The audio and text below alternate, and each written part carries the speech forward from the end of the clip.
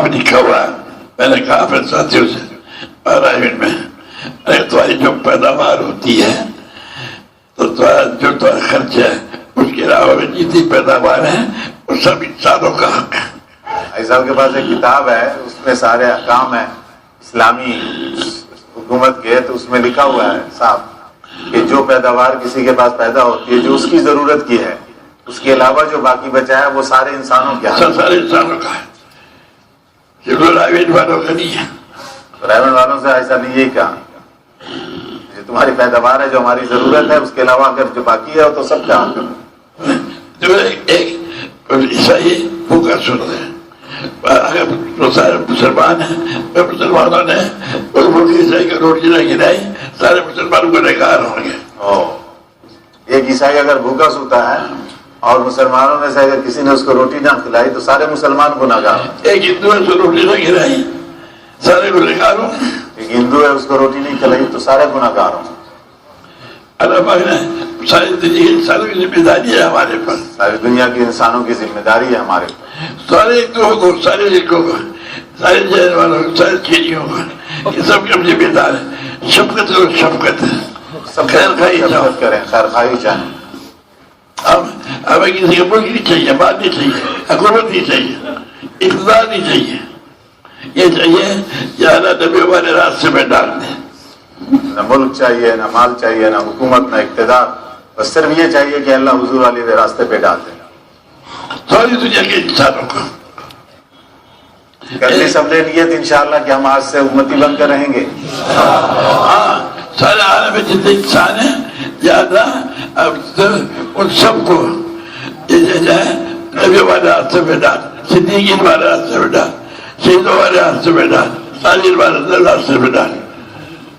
और तेरे कोई मुश्किल नहीं, जो तूने नियत की सब मुसलमान हो जाएंगे, सब जाएंगे।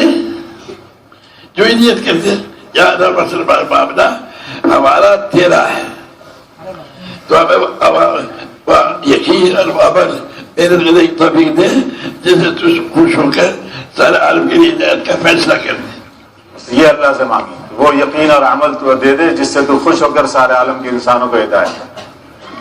ये ऐसा बात। और एक बात ऐसा ये फरमाते हैं कि भाई अल्लाह से चिमट जाए। हाँ, ये नहीं कि एक दफा मांगी हम तो बस एक जुमला कह दिया अल्लाह को, अल्लाह से ऐसे मांगते हैं जैसे ऑर्डर कर रहे हैं, रेस्टोरेंट पे जाके जैसे ऑर्डर करते हैं ऐसे ऑर्डर करें, ये करते ये कर नहीं, अल्लाह से चिमटे रहे, मांगते रहे जब तक फैसला हो जाए, मांगते रहो।